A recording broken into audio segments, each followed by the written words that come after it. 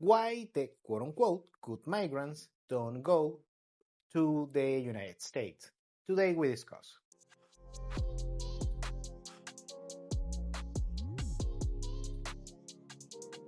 So today we are going to discuss why the quote-unquote good migrants don't go to the United States and only the quote-unquote bad migrants go to the US.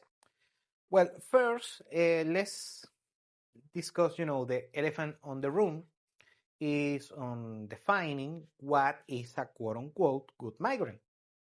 Because first, my thought was for the, average local citizen is that the difference between a good migrant and a bad migrant is if they're legal or not. They have legal status or they have an irregular status.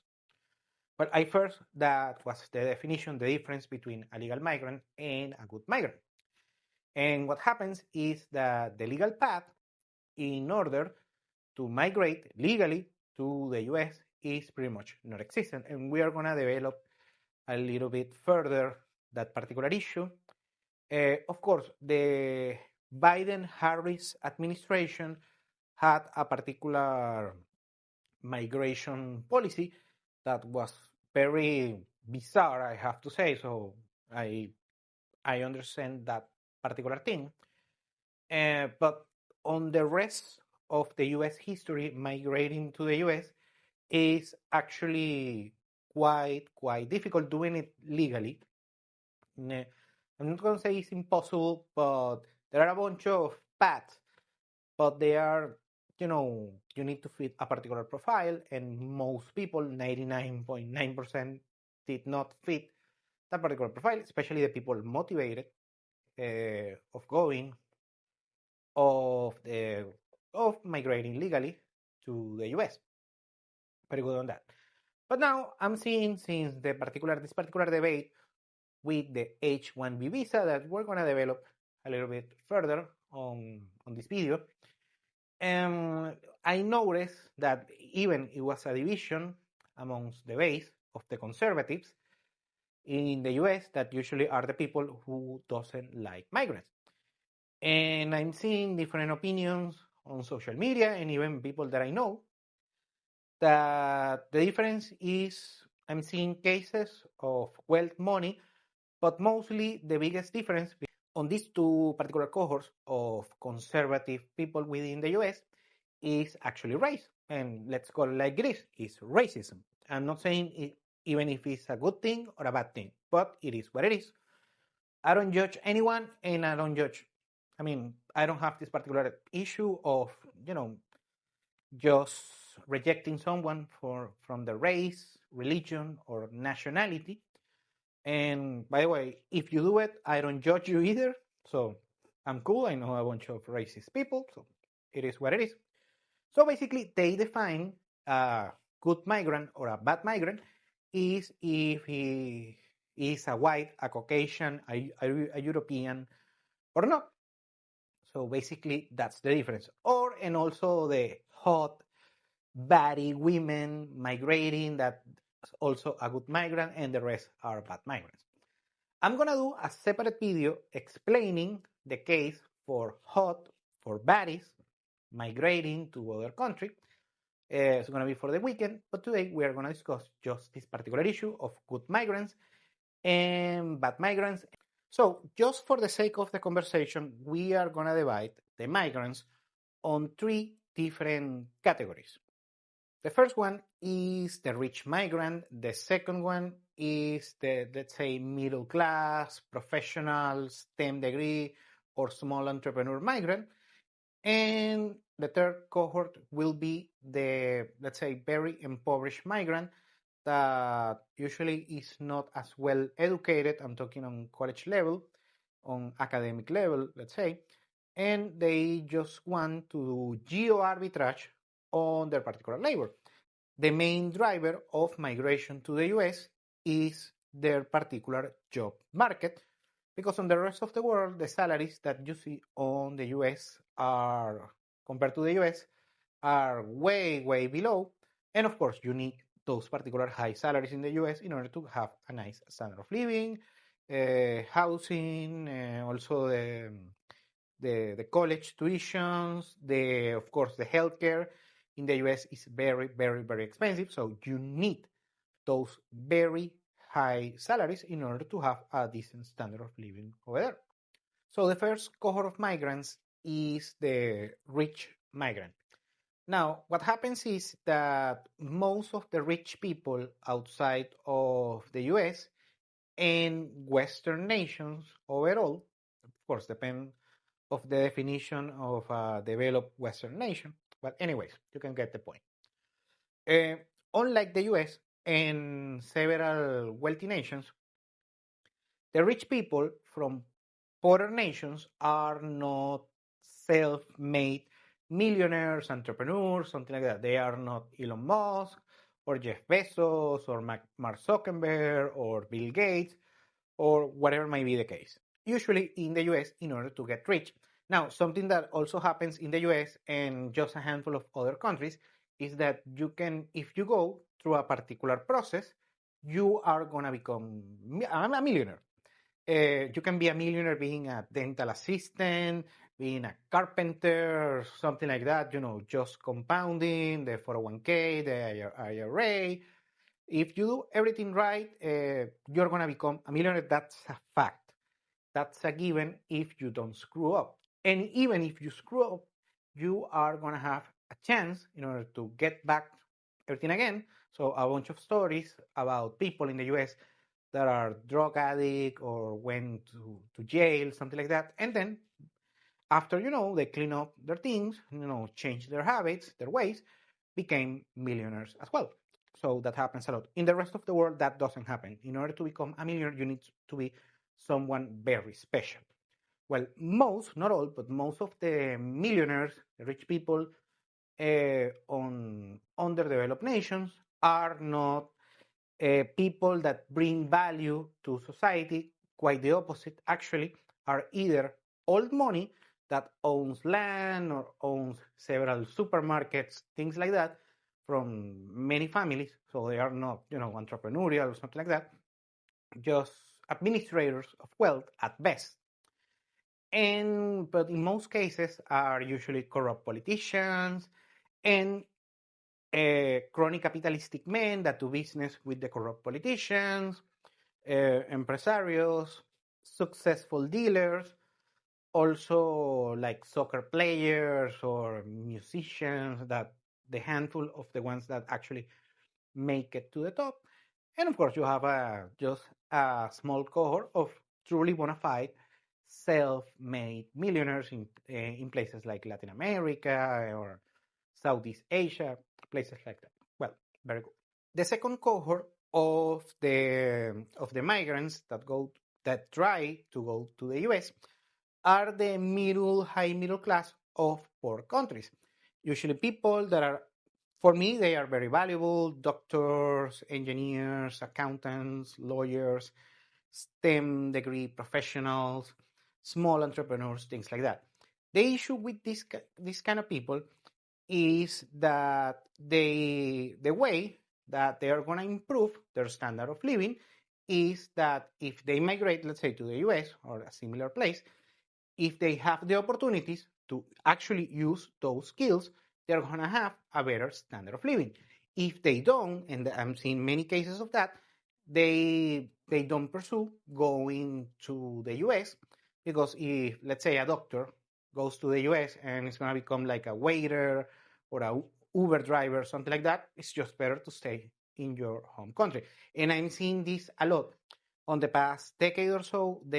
Actually the middle class, high middle class people, the valuable people from the undeveloped nations are not migrating to the US because, and I'm going to explain a little bit further, there is not a legal path for them in order to migrate to the US, and they are not going to migrate. A STEM degree professional or an entrepreneur is not going to migrate to the US because there is not a legal path. And if they choose one, it's going to be a quote unquote legal path, and it's not worth the hassle. And that particular intangible appeal that the US used to have for middle class people is being rapidly been losing that particular appeal. I remember on the 90s, early 2000s, usually the middle class was the one that was dreaming about, migrating to the US and doing the American dream with the big house and the family and going to Disneyland and yada, yada, yada. Well, that is not going on today.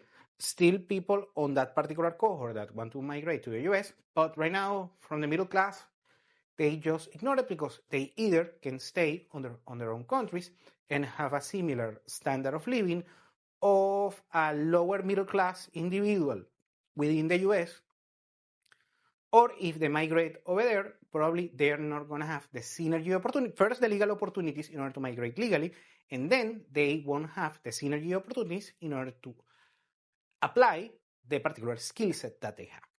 And the third cohort of migrants going to the US, and this is the most controversial actually, is the poor migrant from a poor country.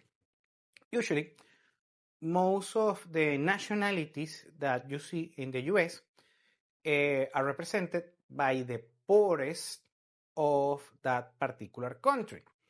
Because what happens is that most of these people first are not all, but not necessarily are well educated, in academia, anything like that. So they don't have high income skills. Usually they have like a middle income skill, a technician skill, or something, being like a construction worker or something like that. Anyways, usually they don't speak the language. They are not proficient on English. Well, anyways, these particular people, since they are, impoverished, what they do is migrate, regardless if it's illegally or not, to the US in order to have access to the job market. And they are going to excel because they're going to charge less and they're going to be better, on hard work compared to the local American. And it is what it is, you like it or not, in construction or working on the farms or doing these customer service jobs on the kitchen, something like that. The cliche. Gardeners, things like that. Very good. Now, most of these people are actually very good people, and not necessarily the most educated, the brightest minds, but they are very hard workers. However, on this particular cohort of the migrants, there is a small subset, let's say 1-2%, and there are stats about it in the US, that are the ones that commit crimes and felonies and the things like the issue with Lake and Riley. That happens actually thanks to a small cohort of this particular poor migrants. Now, what happens is that the perception of the local population is that there are a lot of crimes, but actually, and this is statistically proven, this is at least on the US, is that migrants are less likely to commit crimes compared to the local population, the native population, and the reason is very simple, because the incentive for migrating to the US is getting access to the job market. So if they commit a crime, they will be ejected, or at least they should be ejected from the country, so they lose access to this particular, of course, job market. So the reason is very simple, and the stats are there. So if you like to watch Fox News or read the New York Post or something like that, they sell you a narrative, but statistically that narrative is false. Those crimes indeed happen, but statistically are fewer compared to the actual number. That is, like I said, less compared to the local population. If you like it or not, it is what it is. Those are the numbers. And also, I want to add that during the Biden-Harris administration, that the migration policy de facto was different compared to the rest of the previous administrations, both Democrats and Republicans. So they gave access to a particular, let's say, social benefit, like the hotels in New York, something like that. Something that also there is a lot of misunderstanding from the local population in the US, usually the people who are anti-migration, is that the migrants, before the Biden-Harris administration, they don't take public funds. They don't cost you money. Actually, just the illegal migrants give way more on taxes, both federal and state taxes, compared to the benefits, the social benefits that they receive. Since they are illegal, they don't have social security number, things like that.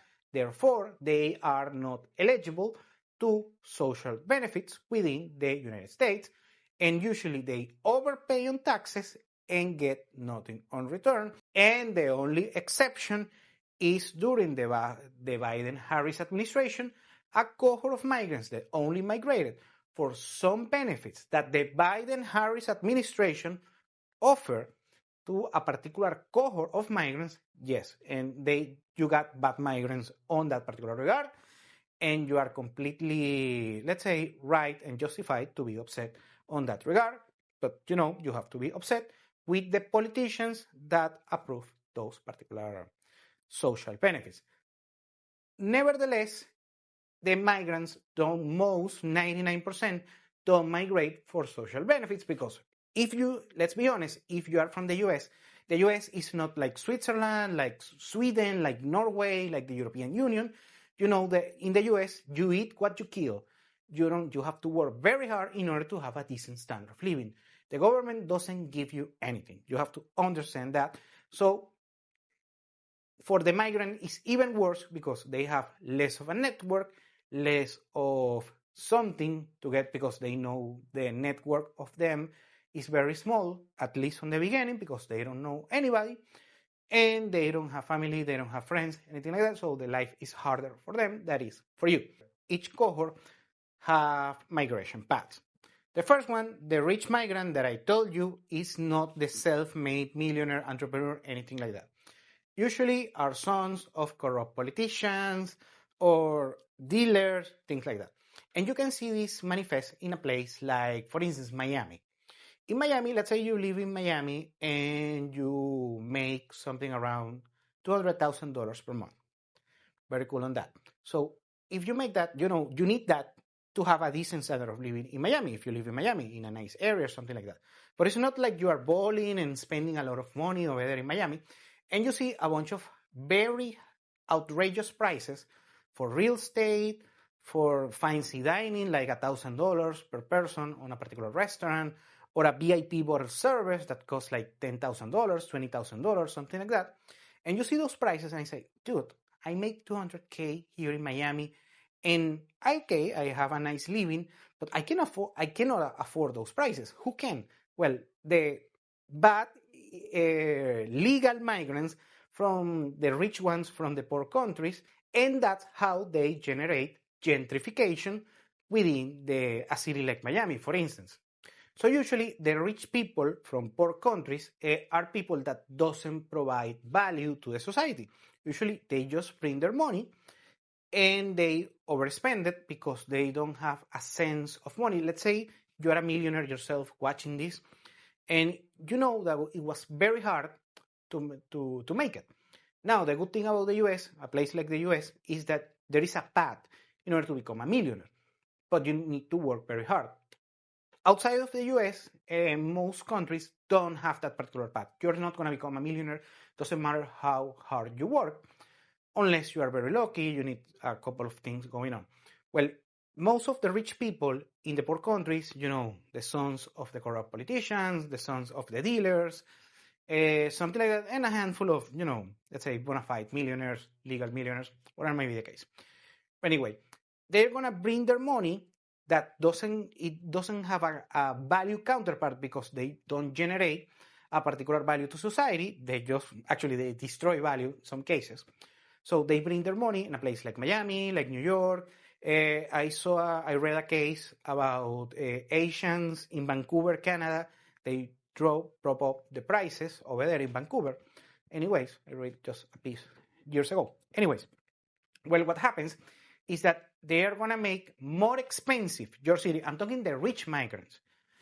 And what happens is that usually most of the legal paths in order to go to the US are tied to paying a college tuition that college in the US is expensive, but for an international student, it's 3-4 times more expensive. So basically, they are subsidizing the education of the local student.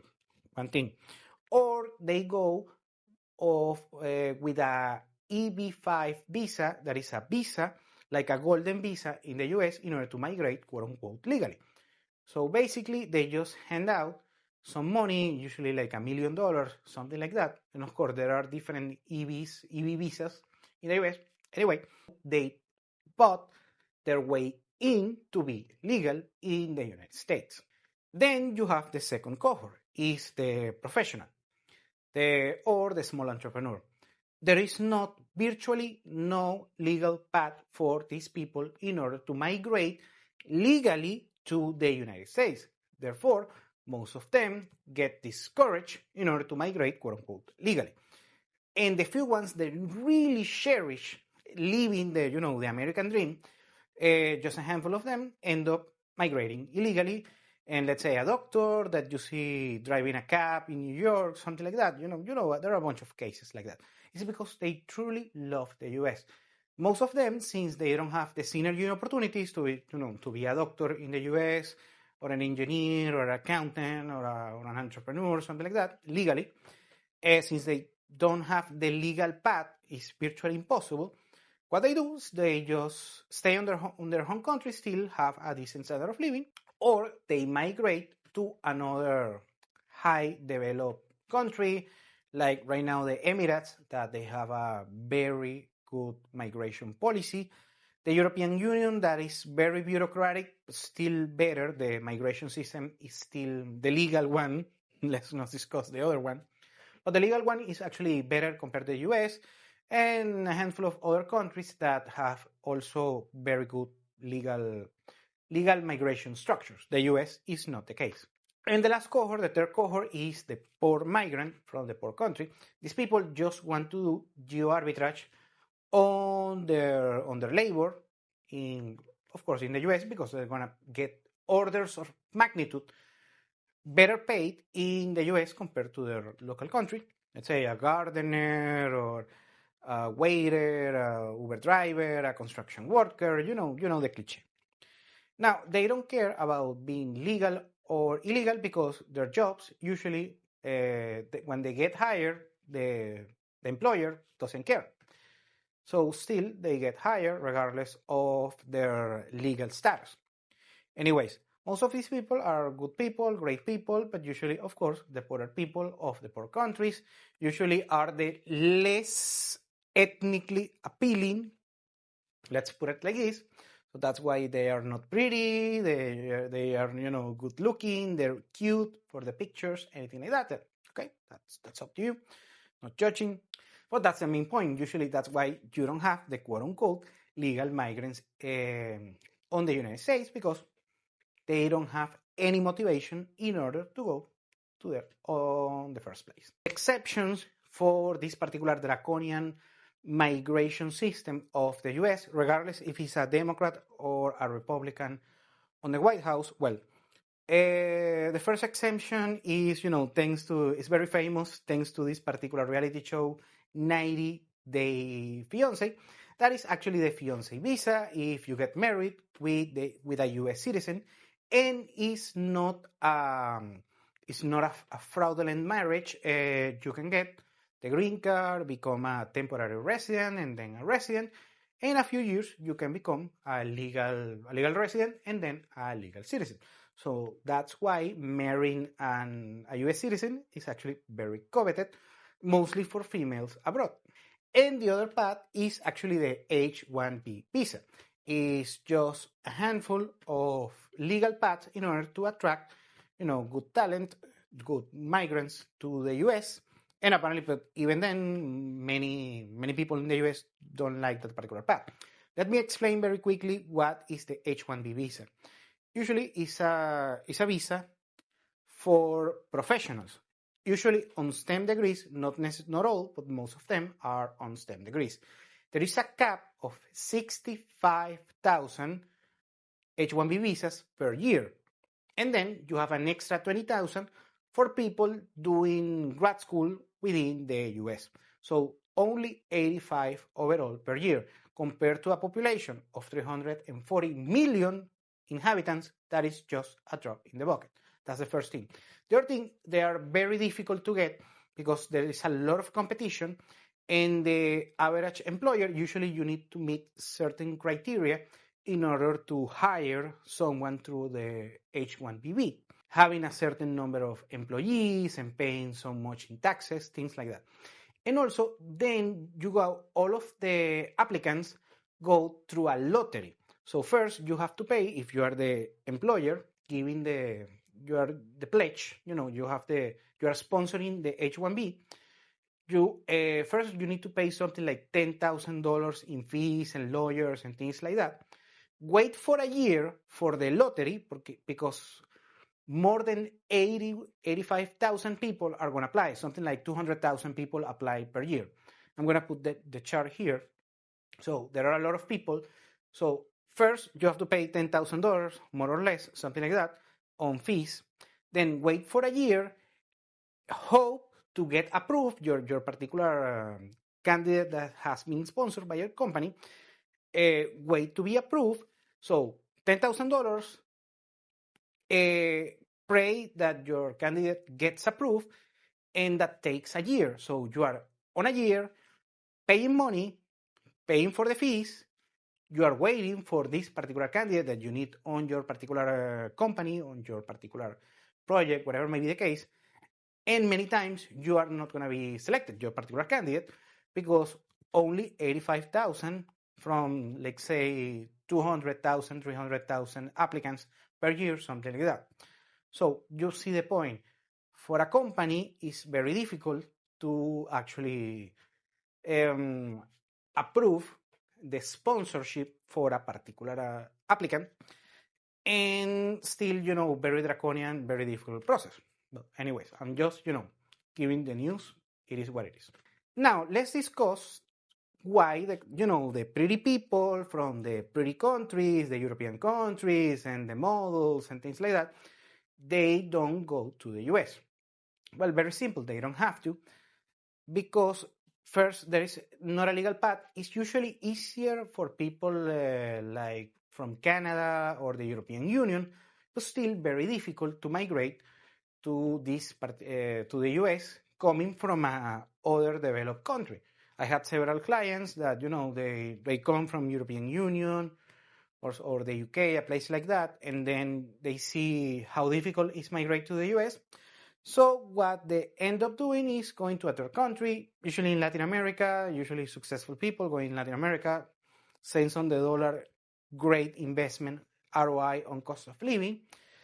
And also, usually if you come from a developed country, you have a lot of opportunities in a particular developed country, in Switzerland, in Sweden, in Norway, in Singapore, whatever may be the case, compared to the US. So you don't need to go through all the hassle of trying to migrate legally. That is something that is, the chances are slim to none. So therefore, you stay on your own country instead of dealing with the shenanigans of the draconian US migration system. This is just like a Reader's Digest on how to migrate legally to the United States, and why the good migrants don't go to the US, only the quote-unquote bad migrants. Thank you for watching Continental Insider. Please like, share, and subscribe. Follow us on social media, and if you want to work with us, continentalinsider.com. Thanks again, and have a nice day.